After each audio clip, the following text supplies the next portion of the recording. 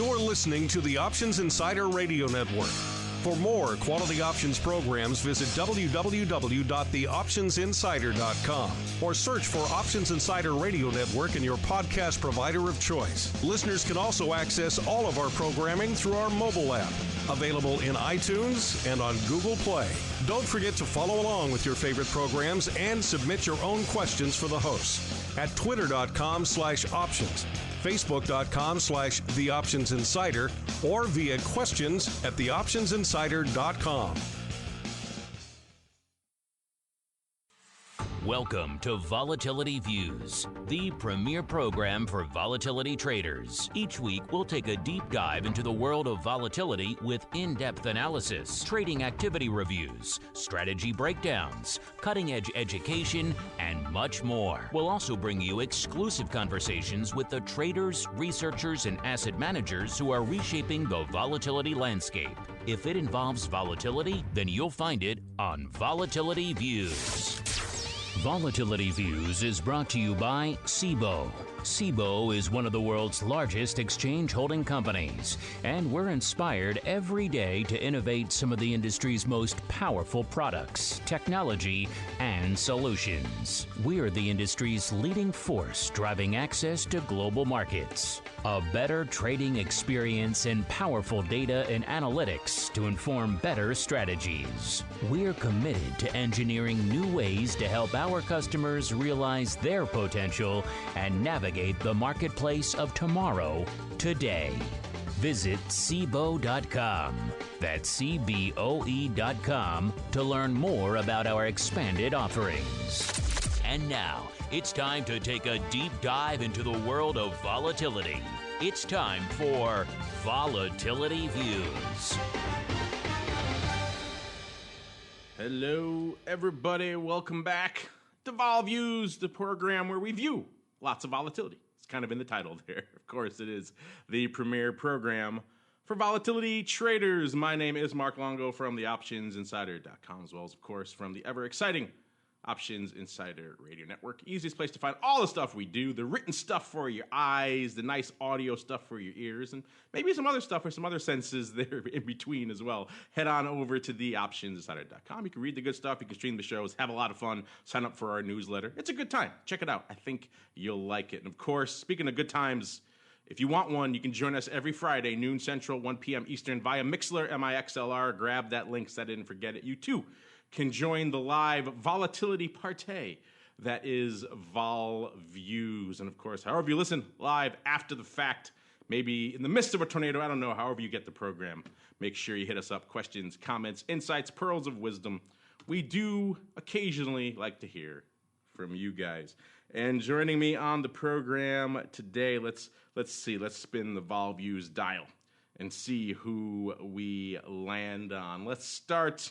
Actually, we're going to mix it up a little bit today, listeners. We're going to start way out there in the hinterlands. Usually we go maybe to the far east of the country, at least, where we are joined by the Rock Lobster. Today we're going to the far west and the northwest to the hinterlands of Oregon, where we are joined by Bill Valentine from Valentine Ventures. Bill, welcome back to Vol Views. It's been a bit. Hey, Mark. Thanks for having me back. It has been a bit, but I'm delighted to come back in light of the fact that apparently we went through the apocalypse a couple weeks ago. It's good to be back and look at Vol in a different light. It was quite apocalyptic and interesting and perhaps scary and confusing to a lot of people, and actually good fodder for this show as a result. So we'll have to pick your brain on that in a little bit as well, see how those events influenced you and what your thoughts were on them as well. But before we do that, let's also welcome on the greasiest of meatballs. You don't want to take this guy to a greasy spoon diner, listeners, because the amount of grease between the two of them, it would just be overwhelming. Well, easy for me to say. Overwhelming. He is the greasy meatball, Mr. Mark Sebastian, from OptionPit.com by way of Carmen Line Capital. Mr. Meatball, welcome back to the show, sir. Hey, good to see you. How are you doing? Are you seeing me? Do you have your spy camera in here? In which case I need to have my... Yes, I am. Do I have to have the studio swept for bugs yet again?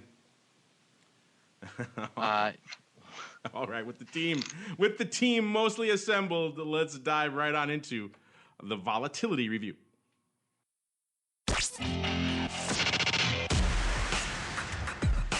It's time to break down the latest developments in the volatility trading world. It's time for the Volatility Review.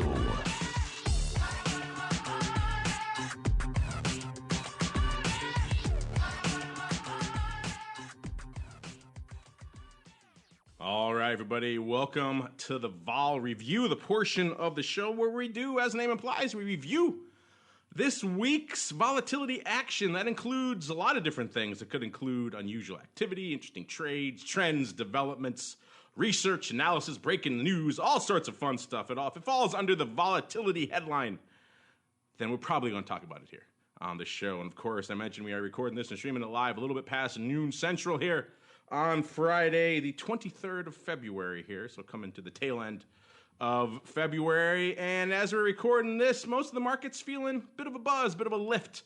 Pretty much most of the indices up, well, some of them at least, up close to a percentage point or a little bit over there. The S&P, kind of the Goldilocks of the two, up about 7 quarters, that'd be interesting.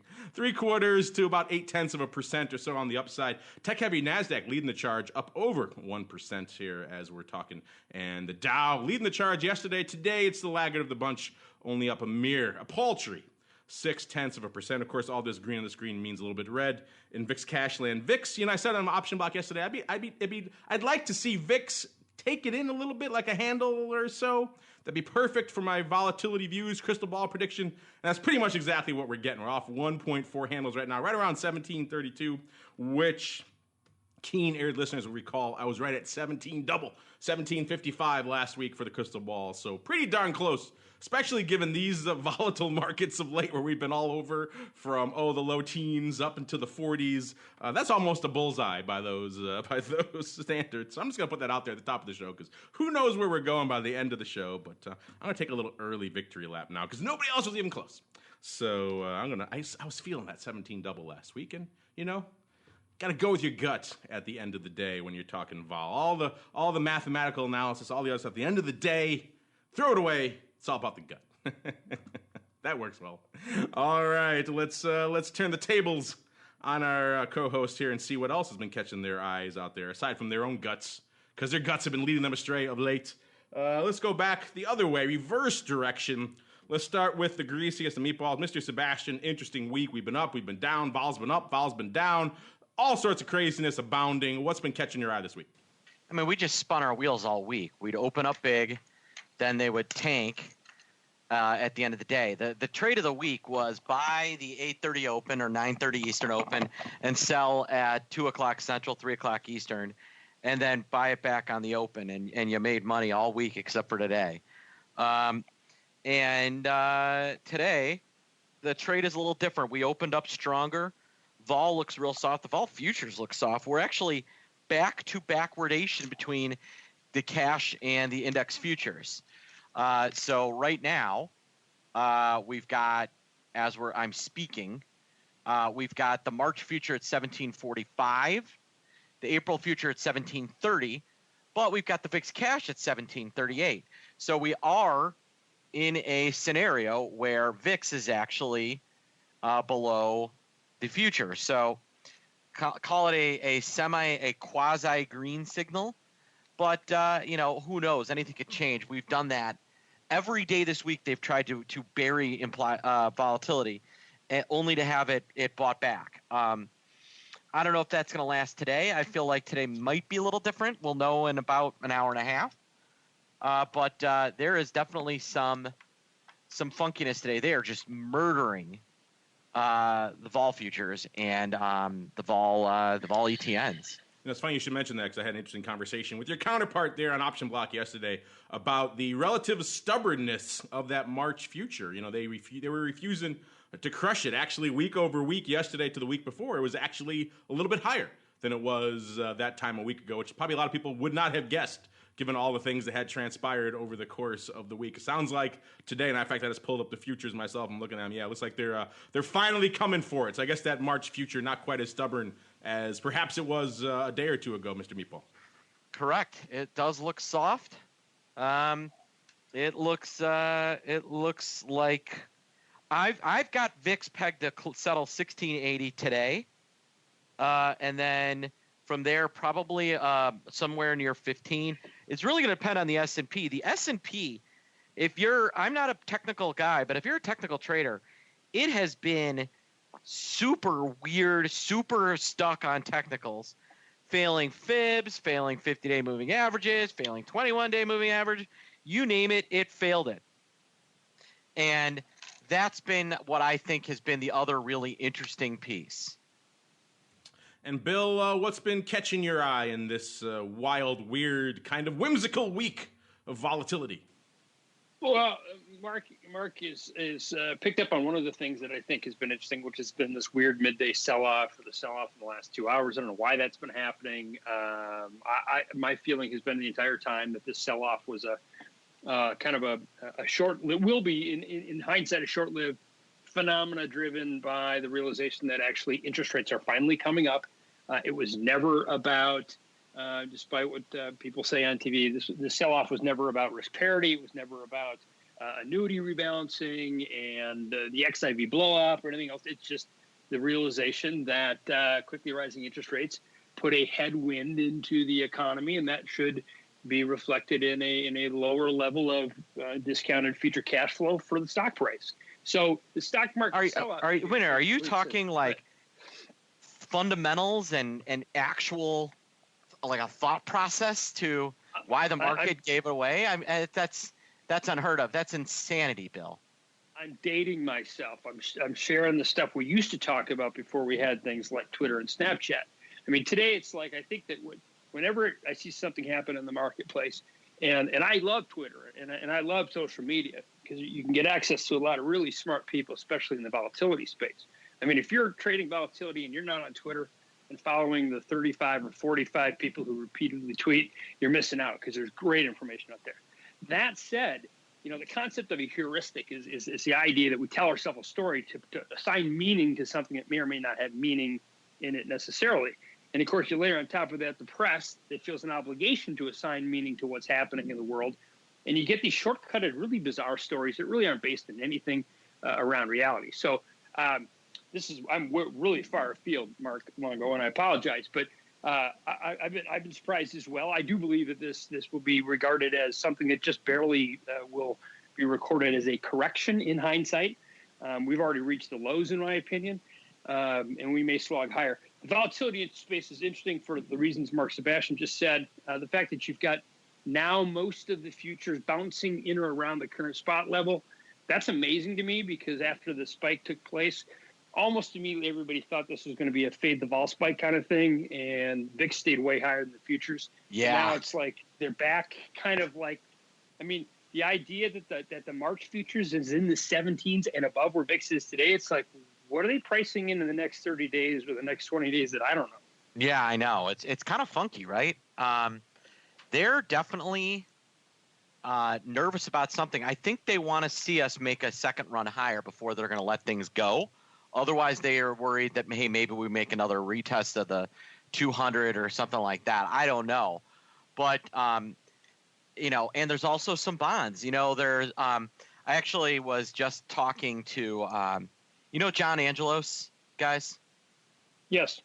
Mark, I'm sure you know him. Nice guy, really nice guy. He'll be happy I gave him a shout out. But anyway, there is our current sponsor, SIBO, has a kind of index that looks at the combo of TY VIX and VIX itself.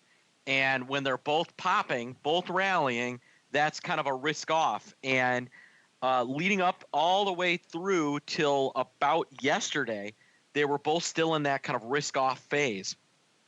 And that's kind of what I'm seeing. Now things look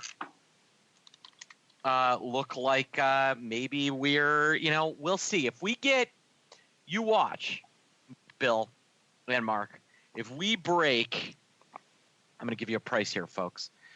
If we can get above, if we can get a close above 2730, we're going to make a run at 2800. So we need about 7 more handles. So kind of near the highs of the day. If we can break that, we are going to go straight up, and you will see VIX back to 14 by the end of next week. People have been hoping for that for quite some time. Obviously, we saw a lot of bets piling in on that. People have been educated or probably really misinformed about just that. It immediately reverts out there in VIX land, and as we've seen, it doesn't quite happen that way. Speaking of happening, Billy, I think you're right. It's interesting.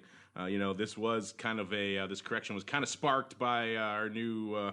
A new changing of the guard over there at the Fed. That has to go down as one of the worst welcomes to any new Fed chairperson in perhaps history. A new person. Oh, there we go. Let's just tank the longest selling bull run in market history. So it couldn't exactly done wonders for his confidence there. But that said, Bill, we haven't had you on in a while. Obviously, a lot has happened over the past 3 weeks to a month or so.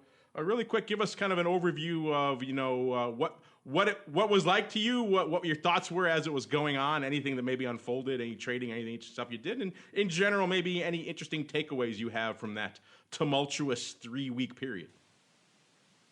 Well, I've been in the investment business 30 years.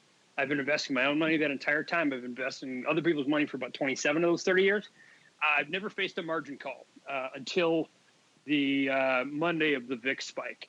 And if you've never had a margin call, it's really a lot of fun. It should be a bucket list item for you. Highly recommend it. Yes, good stuff. Pour yourself a highball and turn on your computer, and then your broker's going to tell you that you have about 2 minutes to get out of your position, or they're going to get out of it for you. So that was interesting, and we can talk about that. I'll just throw that out as a teaser. The other thing that I thought was interesting was that this VIX apocalypse or whatever. What happened in the aftermath of that was consistent with some concepts that I put out in a paper on short vol going back to last summer. And my thesis was that the inevitable huge spike of VIX, which was coming, would not be the undoing of the volatility complex, and certainly wouldn't cause the stock market to go into a crisis. And I continue to stand by that. I think that was proof positive that the unwinding of the XIV position, the massive spike, the largest one-day change in the VIX index itself, wasn't the end of the world. The Chicago Board Option Exchange, which I refer to as the second mint in the United States, for what they've been able to do with volatility-related instruments, handled everything perfectly. Futures traded. I mean, the entire unwind of XIV wasn't even like 2/3 of the futures volume that day. So that's what's supposed to happen in that situation. I mean, for Christ's sake, the XIV is short futures. When they double, you're going to get wiped out. And now, there's an interesting. Obviously, there's another issue of how it happened and why it happened, and the timing, which is totally bizarre, and probably will need to get looked into. And we may never get to the bottom of it. I mean, what is it, 2018, and we still don't even really understand what happened in the flash crash. I mean, I'm not sure we can unwind those trades perfectly, but the long-winded point here is that I think the VIX complex handled things perfectly. The equity market moved forward. This was not the collapse that so many bloggers and so many long volatility and overlay managers were predicting, which is a fundamental good thing for everybody involved. I'm going to guess I could guess in general, but by your comments, I'm going to guess as well. We've had a lot of people over the last few weeks weigh in on different sides of, I guess you can call it this almost religious schism at this point when it comes to the inverse volatility products. Some people like the Meatball and others have weighed in saying, these things kind of performed as they were meant to, even though maybe they didn't disclose it enough. And there weren't maybe enough hurdles. Still, they did perform as expected, and these products serve a purpose. Other people have weighed in, regulators and others, saying these things never should have been approved. These things are the worst thing in the history of the markets. They blew up too many people. They should never have been allowed to the brokers, et cetera, and so on and so forth. So it's a pretty wide chasm, a pretty wide gulf. I tend to actually fall a little bit more into the middle of that. I think there's a lot of merit on both sides of that argument, quite frankly. I think both sides could have done a little more. But that said, Mr. Bill, I like that, Mr. Bill. Maybe that's your nickname. Your chance to weigh in. What are your thoughts on the ever ongoing debate over XIV and SVXY and whether these products should have even been allowed to exist? So, Bill, what you should say is, oh no. Mark, there's I need a sound drop for that. And after I said that, I realized I need a sound drop for that. But go ahead. Yeah, Bill. You need to go, oh no. Yes, there's 3 people listening that catch that cultural reference. Yeah, we can call him Longo, Mr. Sluggo. Sluggo, exactly. So I'm sorry. The question mark was my view on the the entire the reasonability of those it's kinds of instruments. It's a very contentious part of the space right now. Some people say they should never been allowed to exist. They want new regulations. Others say they performed as advertised. Where do you fall on the inverse volatility product debate? I think the former argument's stupid. I mean, come on. These things, you didn't need to read the prospectus to understand this. You had Zero Hedge and certain overlay managers and certain long bond managers and hundreds of blogs reminding you every day that the XIV could go to zero. Well, I said so in my paper. It's like, you know, and the fact that it's an ETF is where we have a problem, or an ETN. That's where we have a problem, because this is a pedestrian vehicle. Well, guess what? Anybody that's ever sold an option or a future knows what going to zero is. So if you had a scale problem with your exposure to short futures because you don't know how to short futures and you used XIV as your vehicle and you made that 80% of your portfolio because it was up 180% the prior year, that's your problem. And you know, as Bill Engvall says, you can't fix stupid. And I'm sorry, I don't mean to be rinsensitive, but I was, ringing the bell. You know, you Bill, hedge that stuff. I would say that here would be I agree with you. I think these do serve a purpose. They serve as the other side of hedgers. They serve as someone to take the market when I'm trying to buy volatility. They actually allowed for less expensive hedging, which is great. The argument I would maybe make around XIV in particular and SVXY, all right, and maybe where there's a screw up is why would brokers allow their customers to buy XIV that don't have level 1 option clearance or maybe level 2 option clearance, right? That would be what I would say is the question we should be asking ourselves is, you know, it's not SIBO that was asleep at the wheel. It's not Credit Suisse who said openly, hey, this could go to zero. It's not ProShares who said, hey, this could go to zero. It's not the professionals that were holding it. You could make an argument that maybe the management end of day was a little screwy. That's its own discussion. But really, the question is, for the brokers and for the regulators is, you know, why are you not letting a customer sell a covered call, but allowing them to buy XIV or SVXY? Why are you, when it's holding a massive short futures position? You know, I think that would be part of it. And yes, any idiot who didn't understand what they were doing and put 100% of their money into XIV because they saw the return kind of deserves what they get. But if the broker's job is to kind of manage their customers, the type of customer that doesn't have level 1 clearance for options is unsophisticated and maybe doesn't belong in these instruments. Yeah, I think there's points to what both of you guys said. Actually, I think Bill raised the point that I've raised a number of times, that the part of it is the product. You're right. People obviously wrongly. That's why we've always made the distinction on this program to to ETPs. I call them exchange traded products, because that covers the wide universe. But when you get into even ETFs, people don't make that distinction to begin with. But then they see ETF and they wrongly, a lot of them obviously wrongly conflate something that's a little bit more esoteric and obviously dangerous, like an XIV that could potentially go to zero, with something that's obviously a lot more stable and understandable and has been around for a long time with a long track record, like SPY. You know, they see, on their brokers tab for ETFs, they're kind of listed there next to each other, you know, so these are the same things, when clearly they are not, and clearly one has inherently much more risk than the other and requires a much more inherently knowledge base. And I think you may raise a good point there, Mark, as well, that there probably should have been, you know, a few more, at the very least, a few more impediments. And obviously brokers are in the business of generating darts. They don't want to put roadblocks in the head of generating darts, but as you've seen all too often, sometimes when they get a little bit short-sighted on that front, these kind of things end up happening. And just judging anecdotally by the amount of feedback we got in the week or so following that, and people that I would never have assumed in a million years would even knew what volatility was, let alone would be trading an inverse volatility product.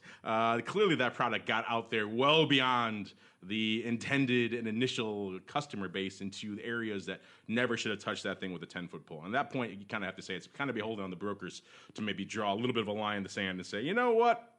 cliche proverbial grandmother from Iowa, maybe you shouldn't be long a ton of XIV or SVXY in your portfolio. We can probably go on that for a while, but I'm sure it will come up again. I'm sure people are probably chiming in right now with their thoughts on what they think about this ongoing and continuing controversy. That said, before we roll on, Bill, any other last thoughts or takeaways from the recent market, shall we call it VIXopolix?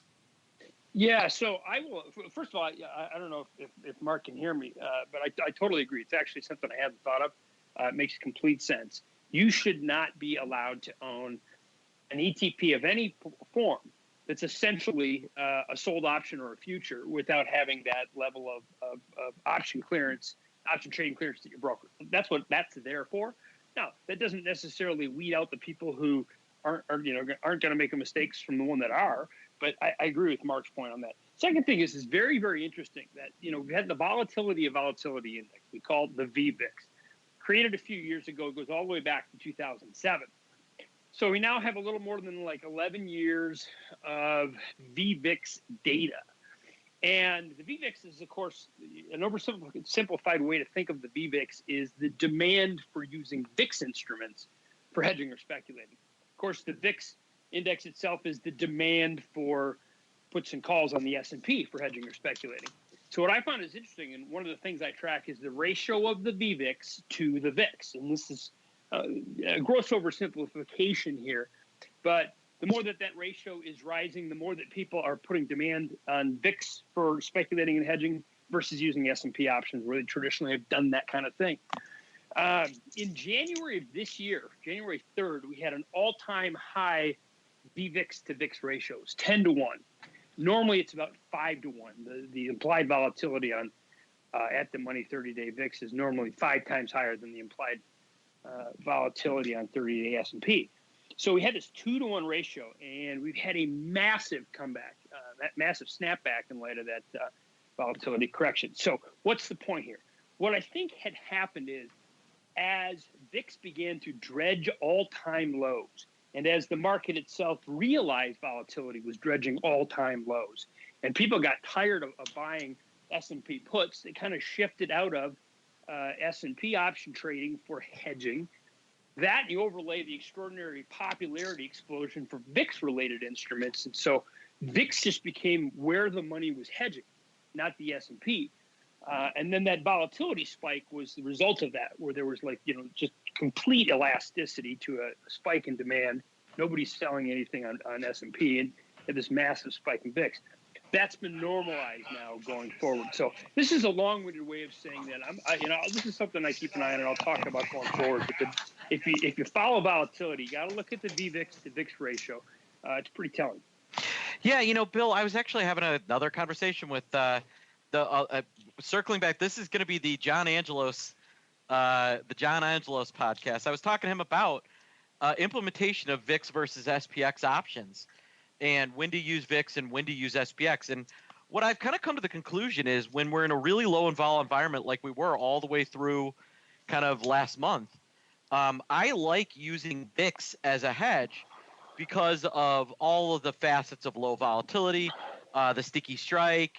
And then when we get to a high vol market where the market's already started to move, I find the VIX to be less effective and SPX to be where we find the hedging, which is kind of, if you think about your ratio, makes a lot of sense. And if you look right now, your ratio is down to about 8 to 1 now, right? Or what is that? Almost 6 to 1. So you're getting there. You're getting to kind of a lot lower levels, and that shows that, one, there's less VIX option buying, and two, there's a lot of trading in the S&P, which makes sense. It's interesting. Speaking of which, to your point earlier, Mark, I just put out a little flash poll. So if you're listening live, go vote on it right now at options. Should we require level 2 or level 3 options clearance to trade products like SVXY because they have those inherent short positions in them? Vote over there. It's going to be quick. It's not going to be the length of the show, maybe a little bit longer. So if you're listening to the podcast, unfortunately, you're out of luck. So far, early 2 minutes of voting, 100% say yes. I think that will change once more people get in there. But initially, people are on board with you. you, Mr. Meatball. Also talking some other areas, of course, our friend VVIX continues to remain elevated, even though it's off today. Certainly well off, about 100 handles off of its recent highs, but still north of that 100 level, 113. Traditionally we'd usually see a floor when things are pretty quiet, somewhere around the 75 range. And then when things start getting a little bit action-packed, a little juicy, somewhere north around 125, gets really active around 140, maybe 150, things get crazy, which also shows how just crazy it was a few weeks ago when it got topped out over 200.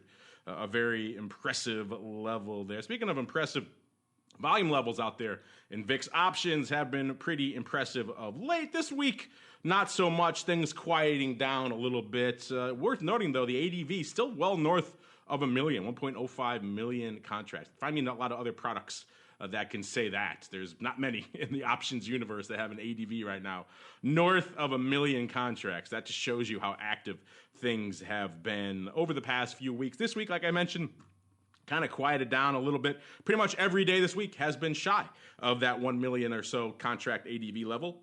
So guessing that level is going to come down a little bit next week. Last year, it kind of averaged usually around 660 to around 720. That's a normal ADV for VIX options. So we're clearly in the elevated side of that range right now. And as we're talking, only about 200,000 contracts on the tape for VIX options. So clearly a little bit of a lighter day, about 2-to-1 calls over puts. Today's action, net OI, also only about 2.2 to 1 calls over puts. So all this recent action obviously shook out a lot of the upside hedges, and also we saw people piling into puts recently as well. So all of that action has kind of combined a nice little 1-2 put punch to take that call to put ratio, which was around 4-to-1 going into the VIXocalypse, down to about 2-to-1, which is pretty low, quite frankly, for VIX standards. It'll be interesting to see if we start seeing that number creep up again.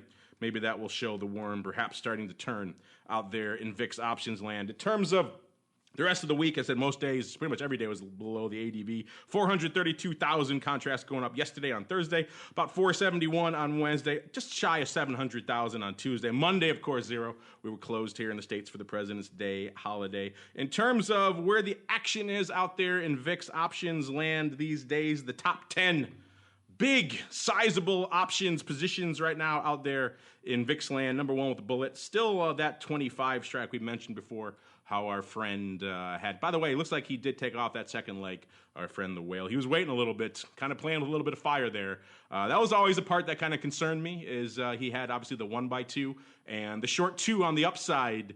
Being naked short units in VIX is always a scary thing. Granted, we knew he had something else on against it, but just looking at it from a pure options perspective, and when he took it off 1-to-1 because he still had that naked short leg, and he wanted to play with the fire a little bit and see if that came in, and it did indeed come in.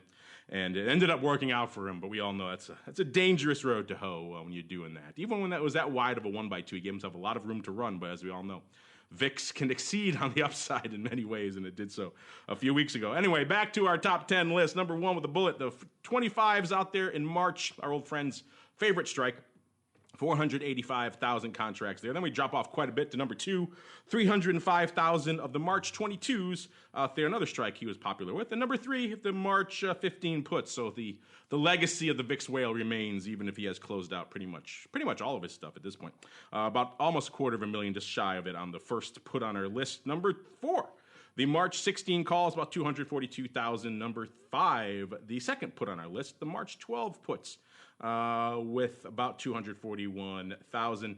Number six, the April, first and only April on our list. April 22 calls, 240,000 there. Number seven, the March 15s, 218,000. Number eight, memories of just a few weeks ago, the March 30s. They were in the money not too long ago. 215,000 contracts. Number nine, the March 18s, 209,000. Round out the top 10, everything over 200,000 this week. 208,000 of the March 14 puts. So a healthy number of puts on the list this week as well. Three of our top 10, which is pretty strong given recently we've had some weeks without any puts on the top 10 list. So pretty strong. Also pretty strong in terms of OI. About 11.3 million contracts outstanding. About 7.8 on the calls and about 3.5 million on the puts. It's been a long time since we saw those numbers that close, listeners. So pretty interesting stuff. I don't know, Mark or Bill, any other big VIX options action catching your eye this week, sirs? Yeah, there was some really big call trading earlier in the week. On Tuesday, a customer bought 80,000 of the March 60 calls and paying 12.5, and 40,000 of the March 50 calls paying 17.5. This morning, and this is a trade I kind of like actually. Customer bought 5,000 of the June 13 puts, sold 25,000 of the June 11 puts, collecting 7.5 cents on the 1x5. We've also seen, there's been a lot of really interesting paper. There was a block of 23,000 March calls versus 17,000 April 28s and 17,000 May 32s. Customer bought March, and it looks like they took a nice credit. Lots of call stupids. You know what I'm seeing, and you know what I've been seeing a lot is there were a lot of guys trying to sell straddles in the back months, a lot of the pros. So what I saw was like the June 17 straddle being sold at like $6. It's not a stupid sale if you think we're not going up. So I've seen some interesting trades there, but I thought that those way out of the money VIX calls in particular were interesting. My guess is not my guess. I am certain that those were a hedge. But actually, you know what else I saw? There was a buyer of like the 110 calls and the like 95 calls in VXX expiring in March. So there was some crazy stuff. My guess is those were all hedges related to some sort of bond portfolio, something around interest rates. That's kind of what I was thinking, but it was definitely not a bet on vol exploding.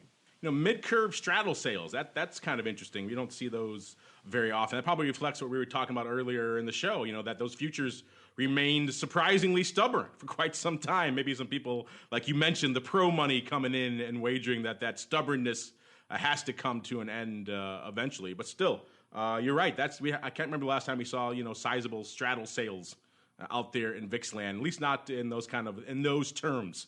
That's pretty interesting stuff. Speaking of interesting, we touch on it a lot. I know you guys like to trade them. You're always asking us about them. So we're going to rotate, I think, a little more, not just VIX itself, but all the products you guys actually trade out there in the VIX universe. We talked about VXX once or twice before. Mark, I'm going to give you the layup of all layups here, because I know you don't read the notes. If I ask Bill, he'll read the notes and he'll know the answer. But you'll probably be able to guess it anyway. If you had to guess right now, all the craziness that's happened in VXX over the last month or so, just the madness, the craziness, the debates, the erosion, the resetting of the clock, all that stuff. What would you say, after all that shook out, is the number one options position right now in VXX? I'm going to guess it's the January 10 puts. Yes. Amazing how resilient those puts are. I'll tell you, you know what I've been trading that I like? I've been a buyer of the quarter puts for about $3.50. I think those are a great value, given the speed with which VXX could die here. It's off 5% today.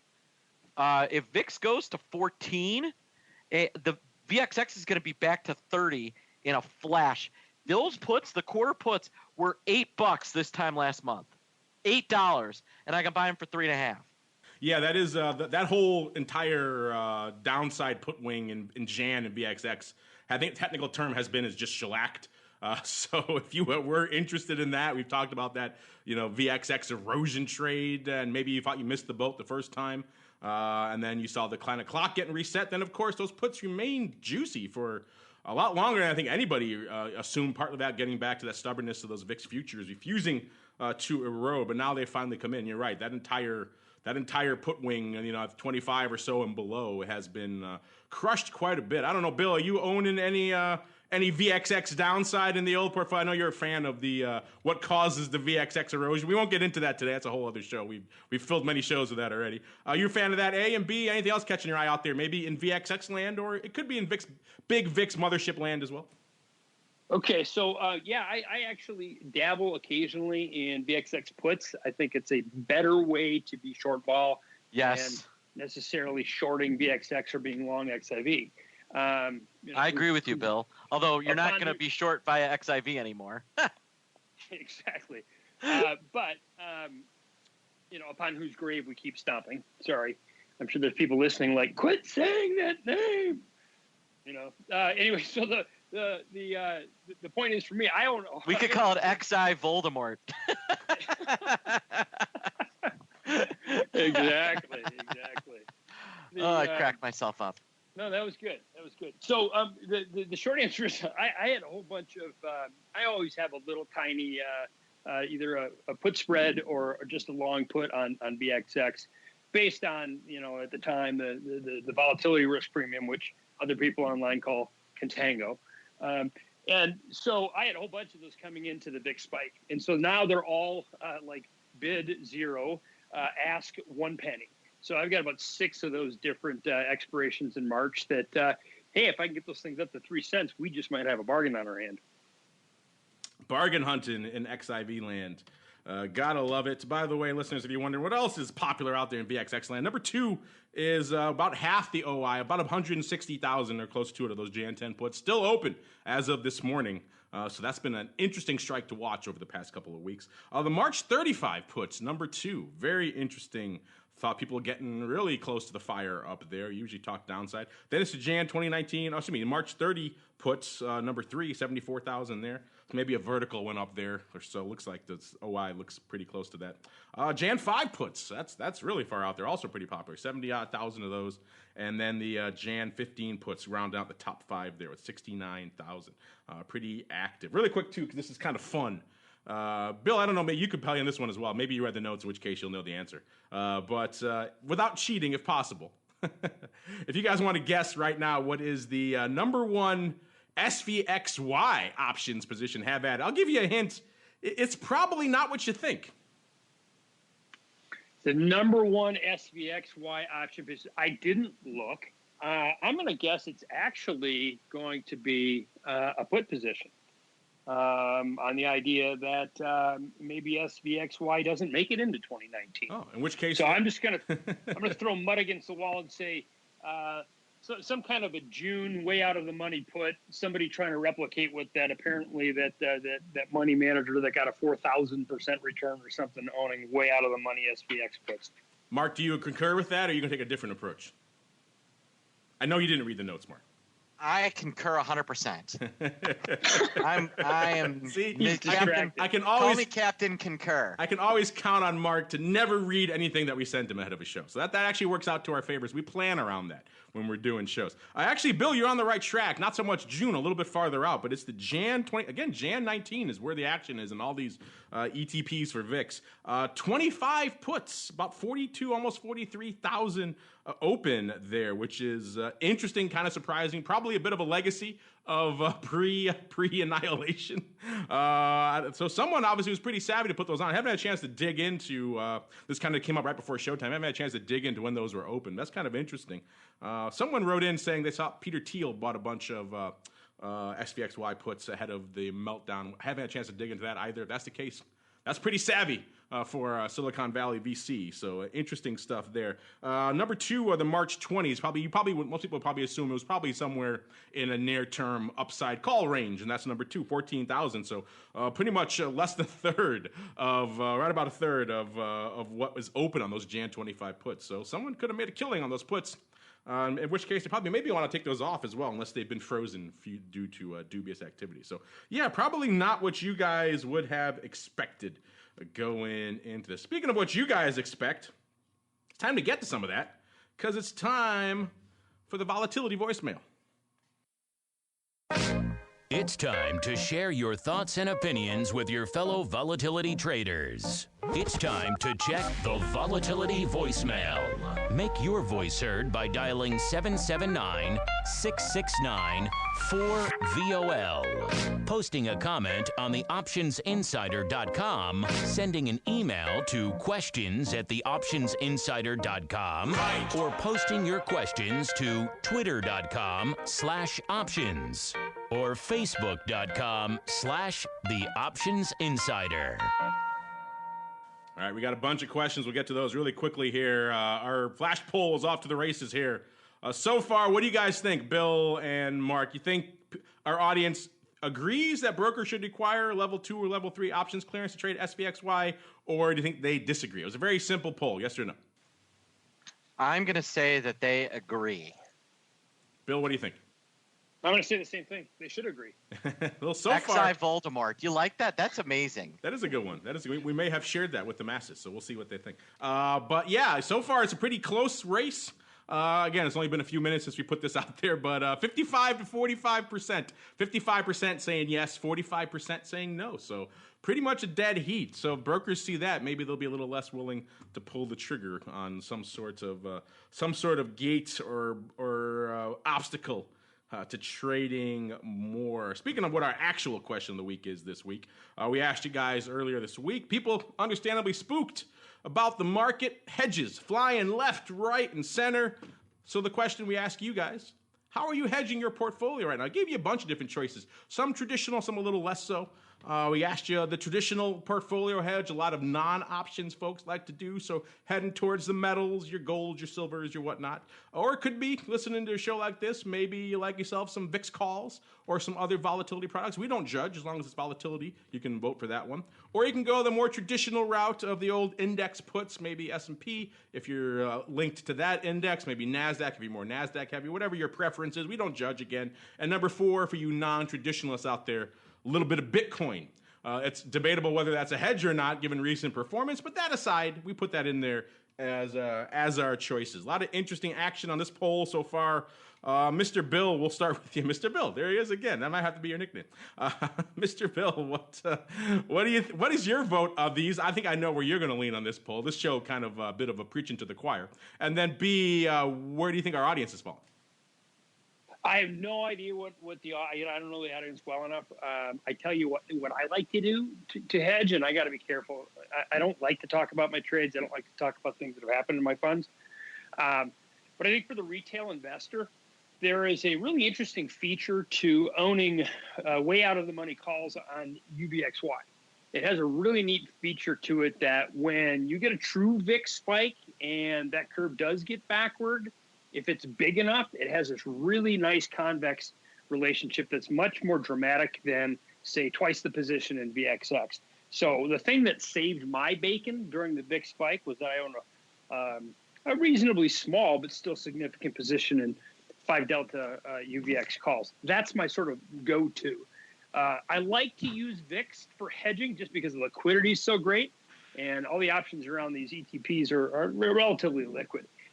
But the problem with using VIX as is emblematic in that chart I just posted on Twitter, is that when the VVIX is so high, expensive, it becomes super expensive to own something that's way out of the money, like a VIX call.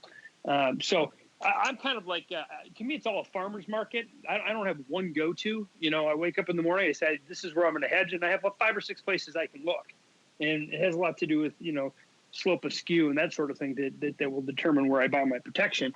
But I do like the concept. If you truly want to hedge something that's kind of a tail event, the UVXY out of the money calls have a pretty good history for protecting that and do actually better than VIX calls. And really quick, since you brought it up earlier and you kind of mentioned it again, really quickly, you touched on it at the top of the show. You mentioned the first margin call.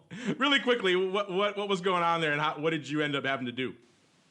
Yeah, sure. So I sold an option that has expired in the money. Actually, that has been a profitable trade, exactly 0 out of the last 75 times if you're long. And I like to sell this. And it was basically it's a 10 delta VIX call, which means that it's something significantly out of the money. And over the last 5.5 years, this thing never paid you to go long. Now, I usually will spread that. Maybe I'll sell the 10 and buy a 2 delta call just to protect the upside. But in that VIX explosion, this thing went from, being totally benign sitting in the corner to getting and I knew it was going to happen. After that whole thing happened with XIV blowing up, I'm like, tomorrow morning I'm going to wake up to a margin call. And so just to prepare myself, I got up 2 hours early and just sat and sweated and waited for my broker to tell me that it was going to happen. And so it did happen. and I had to buy it back. As it happened, I got fortunate. The market actually kind of simmered down in the market as I was buying it, so I didn't get hit as badly. As it turned out, this would have been the February, I think it was the 21 call. Bought when VIX was around 11. It ended up being in the money like 67 cents at the end of the day, but I had to buy it back for way above those levels. Fortunately, the other hedges I had allowed me to live through to see another day, but not a fun experience. I mean, really kind of a holy crap moment. Not one you can recommend to all the listeners. You should try it once. Try your margin call. It's a fun experience. Well, thank you for sharing that pain moment. We've all been there, different types, maybe not VIX calls, but something else, maybe out of the money puts in the index or something you don't think is going to come back to bite you, and for whatever reason it does. We all learn our lessons from those moments. It's always fun to share those stories, even if they're painful. It's learning for all the people out there.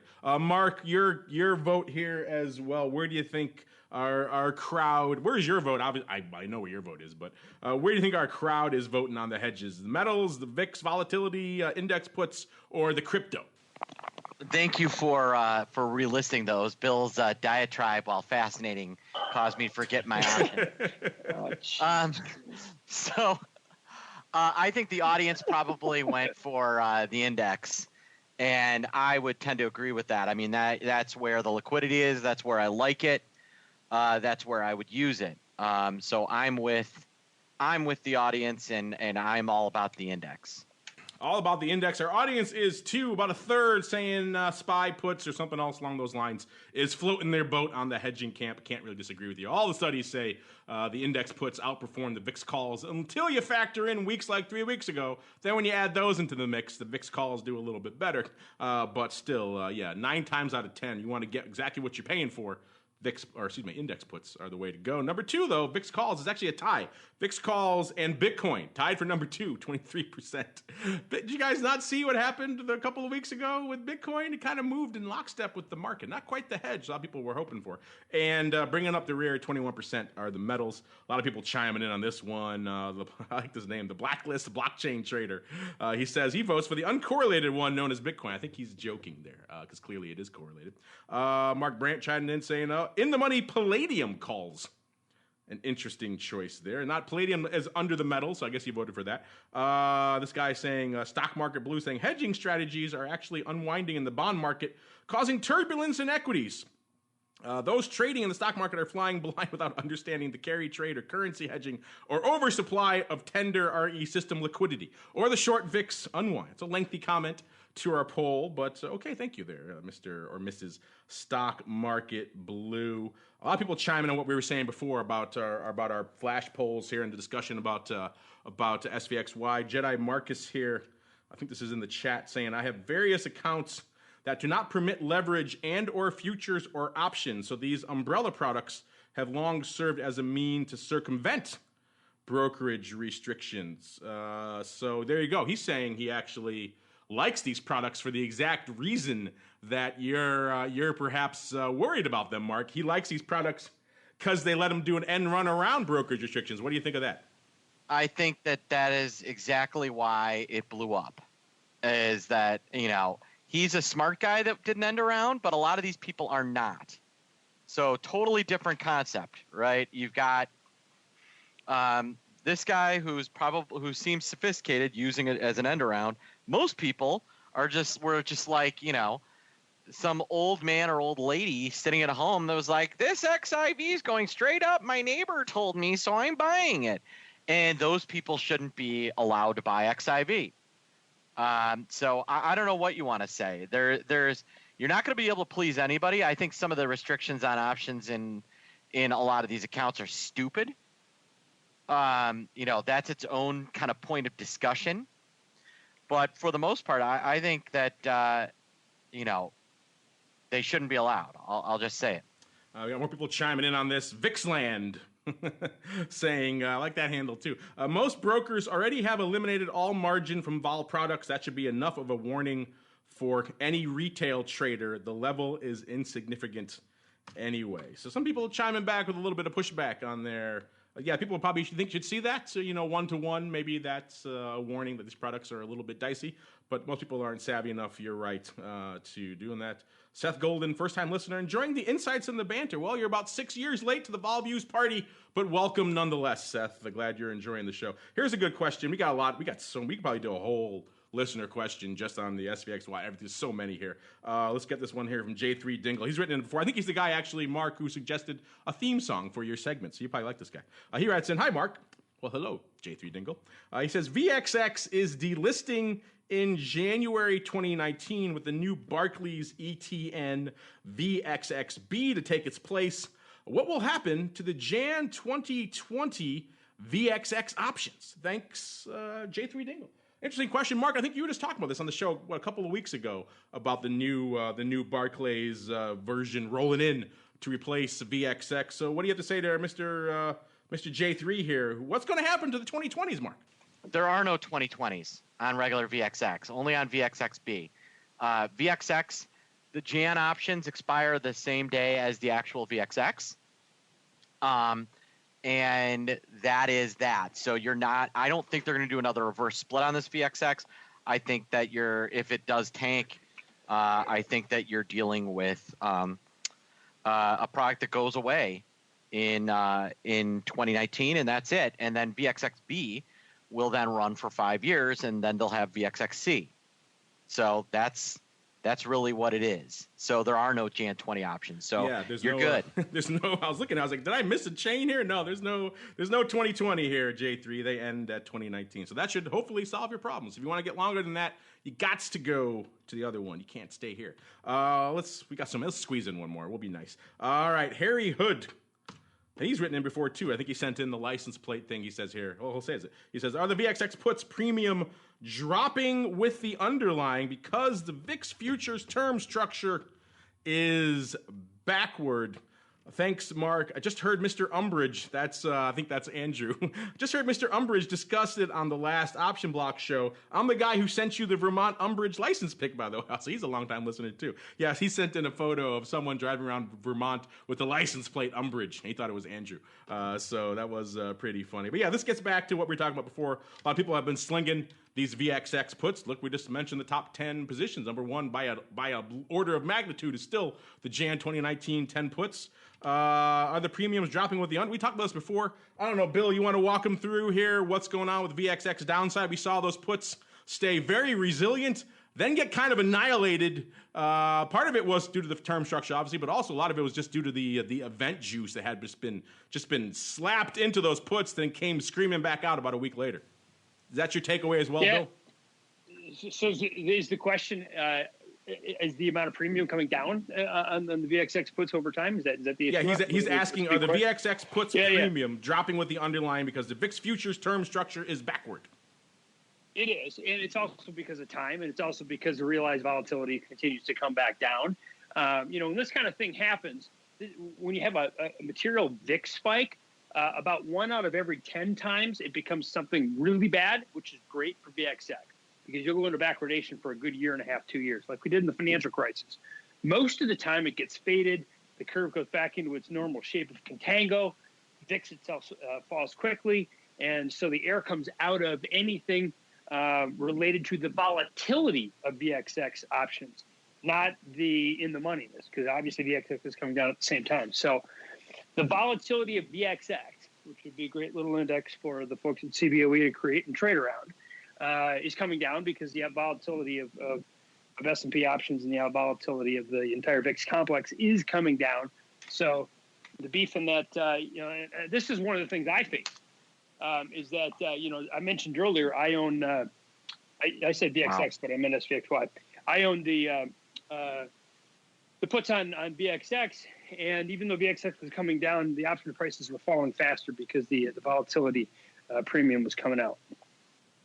Yeah, they came for that premium pretty hard about a week ago, maybe a little less than that, or about a week ago now. They stayed robust for so long because everyone was piling in. These names are not dissimilar to a single equity in the sense that they could have event risk too, and all the other juice that comes associated with it, and that's kind of what happened out there in VXX. And then, like it happens in all other products, eventually the balloons got to pop, and that's kind of what happened out there. But the backward futures didn't help either. There. All right, we got so many more. We kind of went a little long already as it is, so we squeeze as many as we can in. Don't worry, we'll get to you some other way if we can't get you on the show, or maybe we'll answer you on another show. We'll just write back to you. But keep the questions coming. We love to hear from you. Now we got to go on to our final segment, the crystal ball, aka let's see where we are now.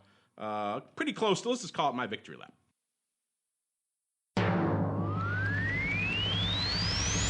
It's time to peer into the future and reveal what the volatility gods hold in store. It's time to look into the crystal ball. All right, everybody. And the VIX Cash didn't exactly cooperate with me during the show. It sold off a little more than I wanted, but still, it worked out well. I was the closest by far out here. I was at 17 double, right around 17.10 to end the show. Given the amount of the volatility of VIX we've seen of late, I'm going to call that a bullseye. It's pretty close. Everyone else, we had Russell and Kevin who were up around 19. They were picking north. Andrew and Meatball, I forgot who was on last week, right around a 16. So that 17 double looking pretty sweet there to end the show. But I've been going last lately. I think I'm gonna take the pride of place of my victory to go first. And we're right around 17, a little bit north of 17 handle to finish out the week here, listeners. We mentioned the futures are a little bit stubborn, but they kind of got shellacked a little bit this week. So they're pricing a little bit less juice than they were even a day or two ago. So that's interesting in and of itself. I think we'll probably be here, but a little bit lower. So I'm going to go down to, again, this is for the end of show next week, listeners, in the VIX Cash, not in the futures.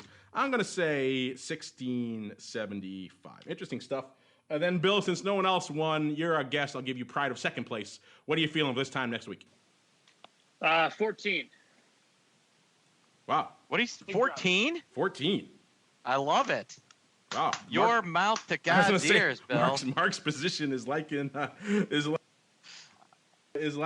one. Let me put that down. Bill, he's doing the opposite of what Mr. Rhodes used to do in the past. He's going downside aggressive. All right. Mr. Meatball, what are you feeling, sir? I mean, I was going to go 14, but now that Bill took my number, I'll take 15. How about that? There you go. A little bit of splitting the difference. All right, interesting stuff all around, listeners. There we go. But that music means we've already run long, so we've got to cut it out here, listeners. Don't worry if you're listening live. You get a little bit of a respite, a little bit of a break. But if you like talking all things index, vol, and volatility, and maybe factoring in some volatility of metals and other things, maybe even some crypto, no promises, and some energy volatility and skew and all that good stuff, stay tuned. About 27 minutes, going to kick in with Twifo. This Week in Futures Options. We'll get into a lot more of that with our friends over there at CME and Quick Strike.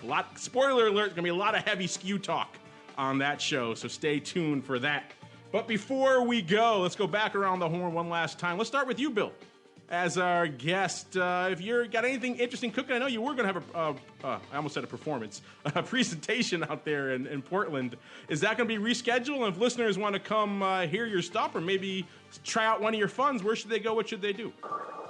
Well, yes, it will be rescheduled. The best way to track me is on Twitter, at bvalentineCFA. Everybody can go to your Twitter feed to find my connection information. And thanks so much for having me. If you're wondering what Bill's handle is, listeners, it is bvalentineCFA. Find him on Twitter. He's always tweeting out fun charts and all of that good stuff. Mr. Meatball, if we're intrigued by the Option Pit or the Vol newsletter or the Carmen line, etc., and so on and so forth, where should they go? What should they do? Carmen line, email me, Mark at Carmen Line Capital. We got an awesome, smart way to trade S&P, and if you want to learn how to be a professional trader and think like a professional trader, search us out at optionpit.com. We have between us, I'm going to say, Alicia, how long were you a floor trader? 12 years. So between us, between the 4 or 5 people that work here, you got about 50 some odd years of option trading experience. It doesn't get any better. There you go. Longer than listed options have existed. So put that in your pipe and smoke it.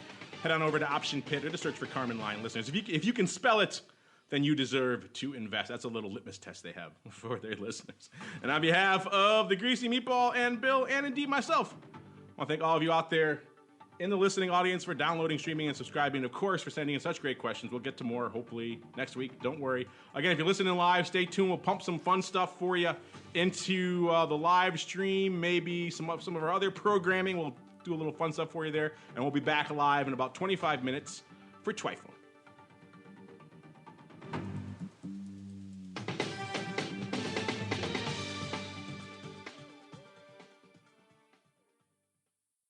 Volatility Views is brought to you by Cboe. Cboe is one of the world's largest exchange holding companies, and we're inspired every day to innovate some of the industry's most powerful products, technology, and solutions. We are the industry's leading force driving access to global markets. A better trading experience and powerful data and analytics to inform better strategies. We're committed to engineering new ways to help our customers realize their potential and navigate the marketplace of tomorrow, today. Visit Cboe.com. That's CBOE.com to learn more about our expanded offerings.